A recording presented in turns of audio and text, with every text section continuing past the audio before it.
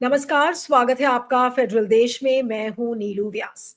बेंगलुरु में किस तरीके की भगदड़ मची थी जिसमें 11 लोगों की मौत हो गई जिस दिन रॉयल चैलेंजर्स बेंगलुरु ने मैच जीता था, आईपीएल का मैच जीता। और उसके बाद जो विक्ट्री परेड हुई, जिस तरीके का प्रोसेशन हुआ और उसमें भगदड़ में लोग मारे गए। अब जो कर्नाटका असेंबली में लीडर ऑफ द ऑपोजिशन है आर अशोक, उन्होंने कहा है कि देखिए ये जो डिफरेंसेस हैं सिद्धरमैया और डीके शिव कुमार के बीच में, दोनों में एक होड़ लगी हुई थी कि कौन पहले फोटो खिंचवाएगा, और उस होड़ के पीछे कंफ्यूजन हुई और कंफ्यूजन के चलते इस तरीके की भगदड़ देखने को मिली। तो क्या अब कांग्रेस अपने पैरों में ही कुल्हाड़ी मार रही है? कांग्रेस के बीच में क्या वाकई में ये डिफरेंसेस वो कारण थे, या फिर बीजेपी इसको बढ़ा चढ़ाकर बता रही है? क्योंकि कई लोग कांग्रेस के ये भी कह रहे हैं कि बीजेपी बेवजह की समय राजनीति कर रही है। मुद्दा सिर्फ इतना है कि क्राउड कंट्रोल ठीक से नहीं किया गया और उसके लिए पुलिस ऑफिसर्स को सस्पेंड किया गया है। उसके लिए एक इंक्वायरी कमेटी बैठाई गई है, अब उसमें क्या रिपोर्ट आती है। लेकिन इसमें जिम्मेदारी कैसे फिक्स की जाएगी, ये एक बड़ा सवाल है। इस समय हमारे साथ दो खास मेहमान हैं, उनसे मैं आपका परिचय करवाती हूँ। सतीश जाधव है जो कि बैंगलोर के रेजिडेंट हैं और बहुत क्लोजली कर्नाटका की पॉलिटिक्स को फॉलो करते हैं। सतीश, आपका स्वागत है। हमारे साथ सिद्धार्थ जी, शर्मा है नमस्कार। जो मीडिया एनालिस्ट है। सिद्धार्थ, आपका भी स्वागत है। सतीश जाधव से शुरू करूंगी कि ये जो बात मिस्टर आर अशोक कह रहे हैं कि बहुत डिफरेंसेस हैं डीके शिव कुमार और सिद्धरमैया के बीच में, और दोनों फोटो खिंचवाने के लिए होड़ लगाने लगे थे, जिसके चलते ये स्टैंपिंग हुआ, जिसके वजह से ये भगदड़ हुई। आपको क्या लगता है? आपने भी तो देखा होगा ये इवेंट, क्या हुआ क्या था रियली? नीलू, ये सब लोग जानते हैं कि कर्नाटका पॉलिटिक्स में सिद्धरामैया और डीके शिवकुमार का जो भी वो क्राइसिस चल रहा है, बहुत दिनों से चल रहा है।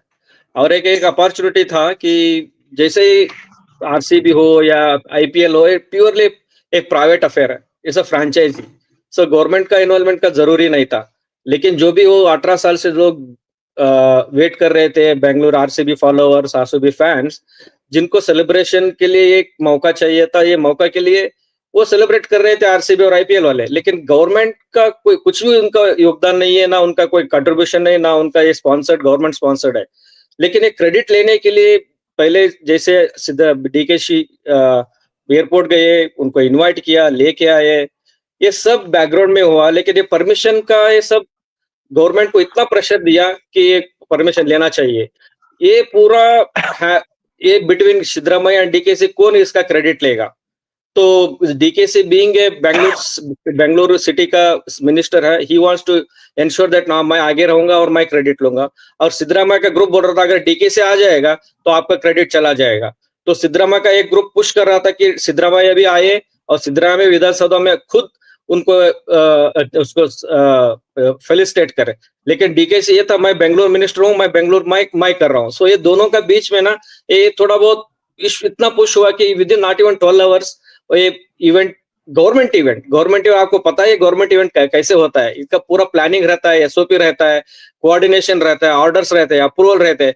ये कुछ भी फॉलो नहीं किया। Within just 4 to 5 between 4 to 5 hours they got the approval, they ensured that will have. And again विधानसभा में करना है, who will be the spotlight, whether Siddaramaiah और डीके शिव कुमार। सो ये स्पॉटलाइट में क्या है, दोनों दोनों का भी और आई मीन अपर हैंड कौन दिखाना है between them. I think this mishap happened, and unfortunately 11 youngsters have to give their life. So this नहीं, very unfortunate, never happened in Karnataka. Satish, लेकिन ये तो सबको भी पता है ना कि ये डिफरेंसेस तो दोनों के बीच में है, और सबको पता है पॉलिटिकल सर्कल में कि सिद्धरमैया और डीके शिव कुमार की नहीं बनती। लेकिन क्या आप उसको ये कह सकेंगे कि यही मेन कारण था जिसकी वजह से भगदड़ हुई? ये बात थोड़ा सा पच नहीं रही है लोगों को कि खाली वो कारण कैसे हो सकता है। ऐसा तो नहीं है ना कि खुद अपने लोगों के खिलाफ सिद्धरमैया चले जाएंगे या डीके शिव कुमार चले जाएंगे या चाहेंगे कि भाई मेरी फोटो खिंच जाए भले ही लोग मर जाए। ऐसा तो नहीं होगा ना। नहीं, देखो नीलू, ये सभी को पता है, ऐसा कुछ नहीं है। सो डीके शिव कुमार और सिद्धरामैया के बीच में क्या चल रहा है। आई मीन अभी 6 महीने, अभी 4 महीने में by November I think Siddaramaiah as they agreed, जैसे कि हम if you have to believe whatever the understanding दो लोगों के बीच में हुआ है, by November he has to leave. 2.5 years होता है, Siddaramaiah has to give the chair to DK Shiva Kumar. अभी 3-4 महीने बाकी है। So within this 3-4 months DK is wants to overtake it, and DK wants to ensure that मैं chief minister का दावेदार हूं। तो ये हो रहा है। ये सिर्फ ये नहीं है कि ये उनका बीच का है, who will take the credit, because this is the very crucial 3 months. अगर Siddaramaiah has a more popularity, whether DK has the more popularity, so popularity के लिए is they both fighting. So this was an opportunity to get easy opportunity.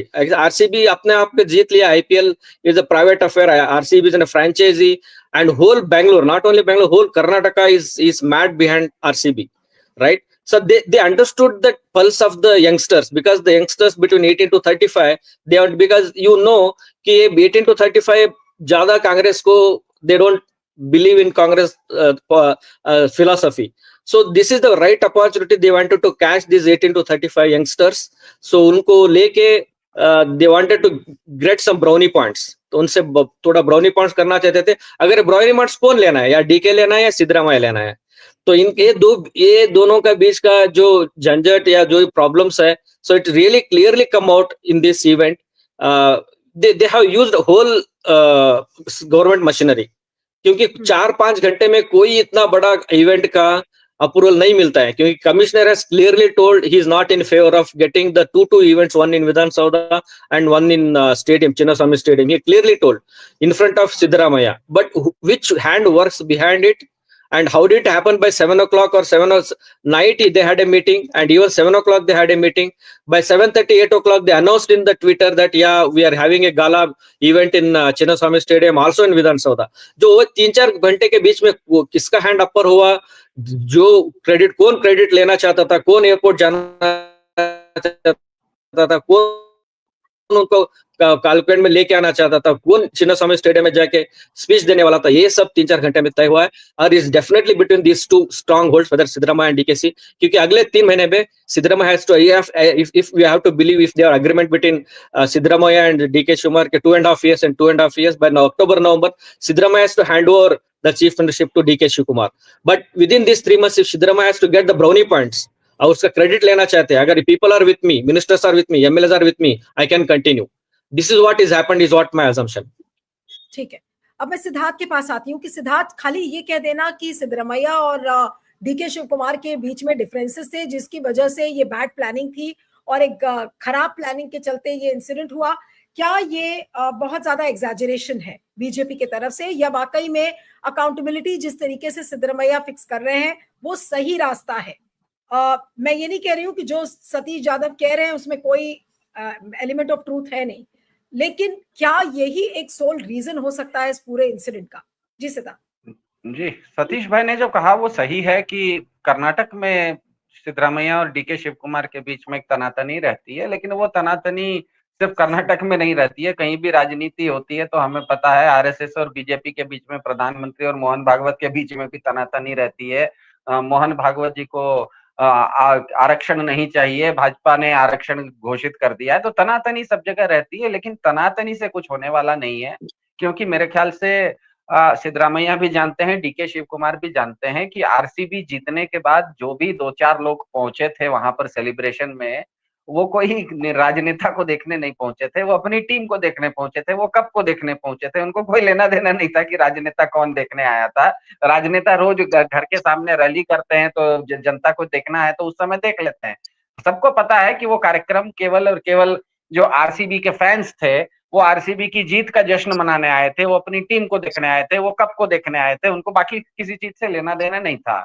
तो ये चीज मेरे ख्याल से इतनी गंभीरता मेरे ख्याल से कर्नाटक में क्या कहीं पर भी कोई भी राजनेता को होती है, लेकिन राजनेता ये भी कोशिश करते हैं कि चलो उस समय में हम भी खड़े रहें, रशिया यूक्रेन का वार रुकवा दिया था भारत के प्रधानमंत्री जी ने, ऐसा भी तो डिक्लेयर हो गया था. तो कहीं पर भी क्रेडिट लेने में तो कोई पीछे हटता नहीं है, और मेरे ख्याल से उसमें कोई गलत भी मैं नहीं देखता हूँ.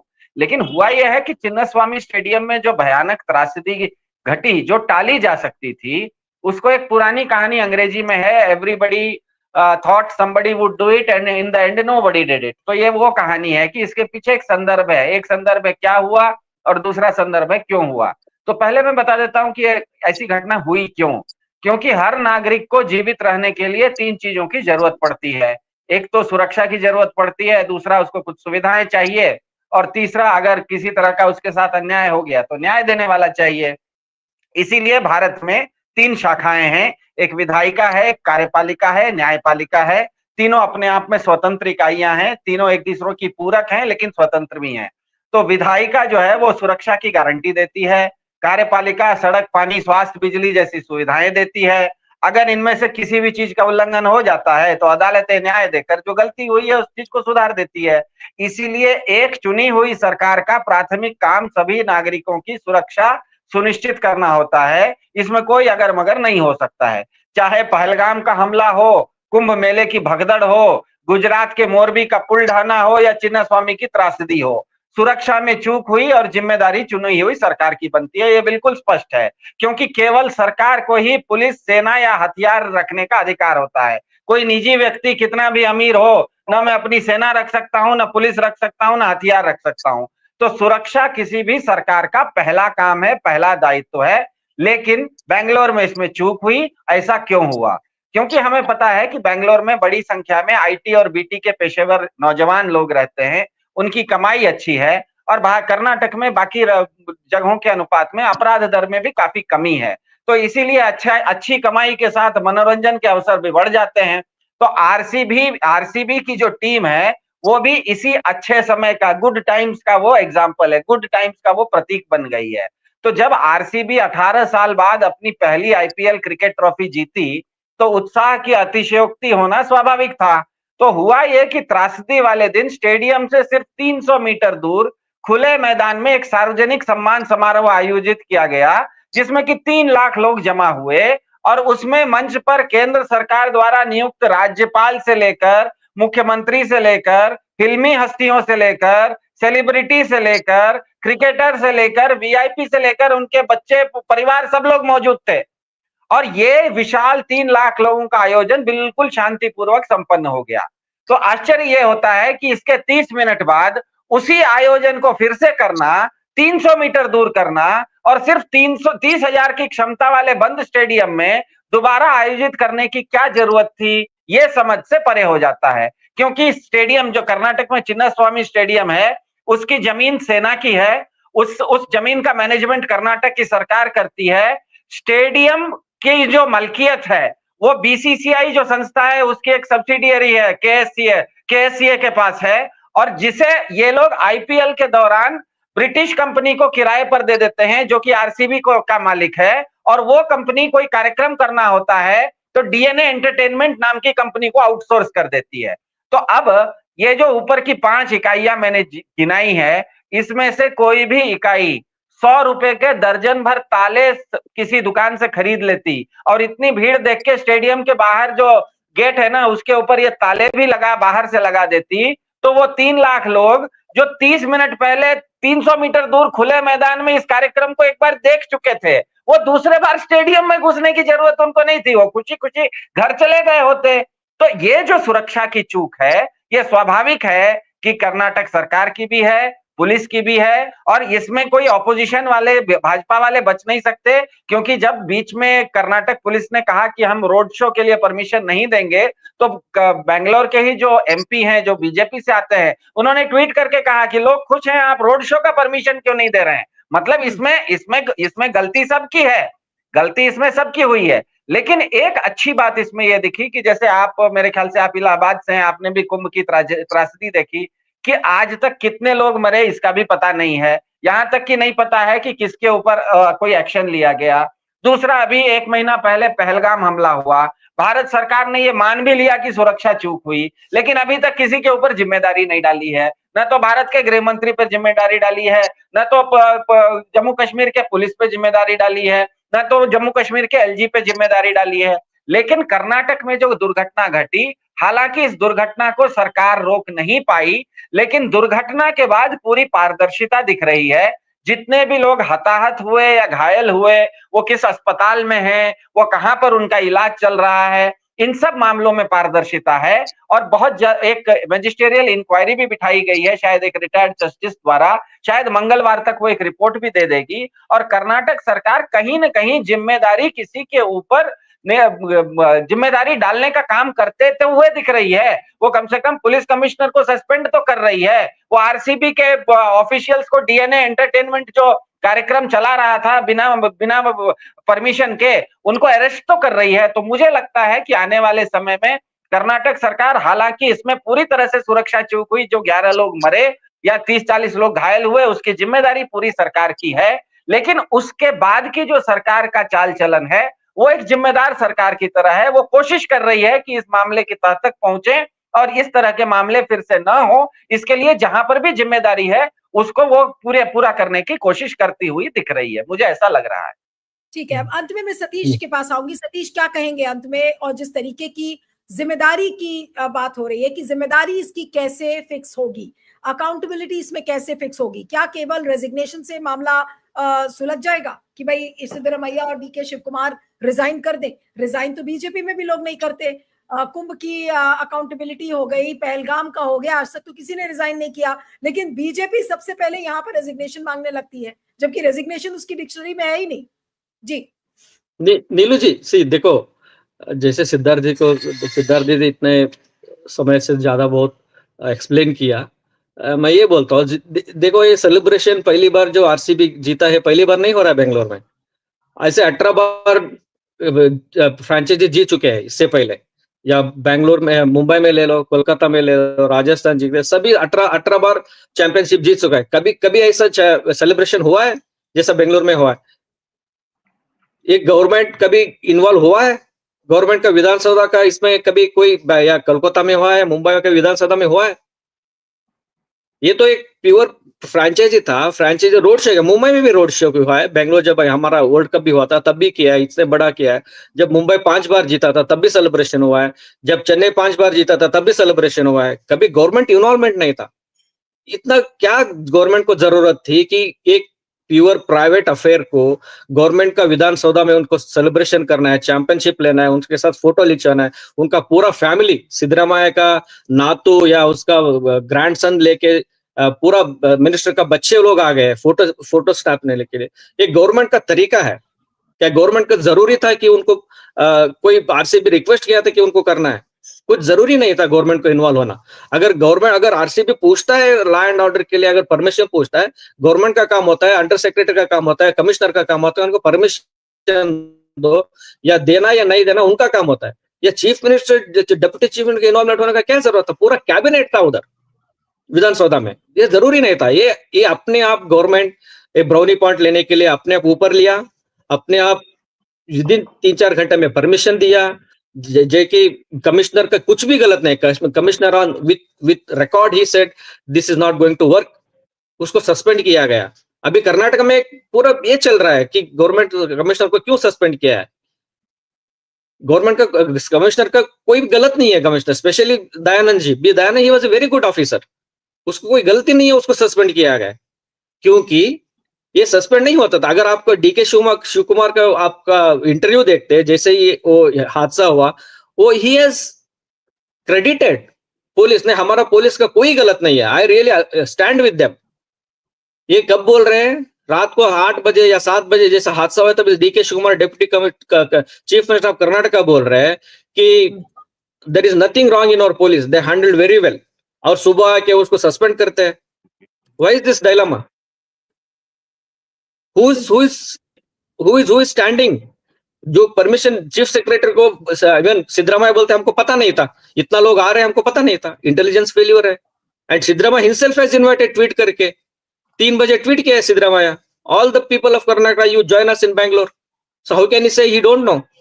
How can he say I have not assessed so many people will come?